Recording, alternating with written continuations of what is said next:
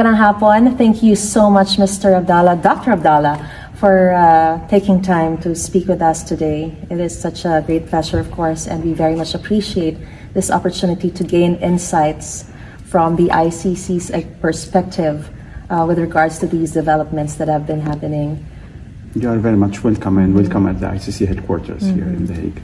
Thank you. So let's begin, Dr. Abdallah. For our first question, former President Duterte's camp claims he was illegally arrested in the Philippines and brought to the ICC in the Netherlands, which they argue has no jurisdiction over the Philippines since we have already withdrawn from the Rome Statute. What is the ICC's response to this? I think that there are two different questions here. One is the issue of the arrest, and if there are requests regarding the lawfulness of the arrest itself, it can be presented to the judges who will decide on it. Second question is the question of jurisdiction of the ICC over crimes allegedly committed in Philippines before its withdrawal from the Rome Statute. And that's something on which the ICC has already been clear, whether it's in regard to Philippines or Burundi, which is another state that also withdrew from the ICC Rome Statute. So the court's jurisprudence has already indicated that the ICC retains jurisdiction even after the withdrawal of a state, but only for the crimes that are allegedly were committed during the period when the state was a state party to the ICC Rome Statute.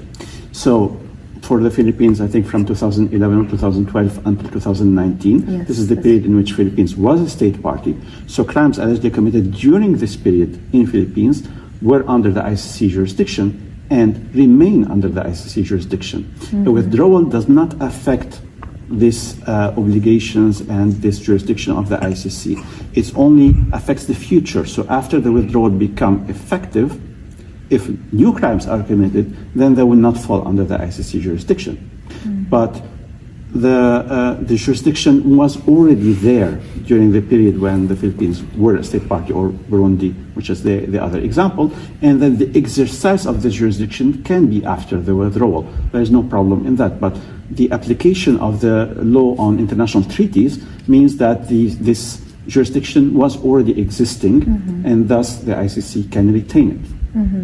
After the arrest of the former President Duterte, was it necessary for the Interpol and the Philippine authorities to bring Duterte first to a local court in the Philippines before bringing him here in The Hague? Well, this is a matter that depends on each state internal laws. So in general theory, there is a process when a person is arrested in a certain country before he is surrendered to the ICC. But these processes can be very different from one state to another. And I'm no expert in the Philippines laws. So this is a matter of internal law on which I cannot actually decide. As I mentioned, the legal process before surrendering a suspect to the ICC can vary from one country to another. But as far as you are concerned, there is nothing illegal in terms of his arrest. I can simply say if there is any challenge to the lawfulness and legality of the arrest, it can be submitted to the judges, and then judges will decide on that. I will not speculate on a possible request and what might be the outcome for this request. It is up to the judges to decide yes. on it. What is the ICC's reaction to the Interpol's implementation of the arrest warrant against Duterte? And how would you describe the process of serving the diffusion notice by the Interpol and the Philippine government? I think that the important thing to remember is the idea that there are international accountability mechanisms in order to ensure that when there is an arrest warrant, that the states cooperate with the court. Interpol is one of the channels to help with these mechanisms. And as we have indicated before, we're also grateful to the Philippines' commitment to this international accountability mechanism because it's important. It's important to clarify what is the reality of what happened.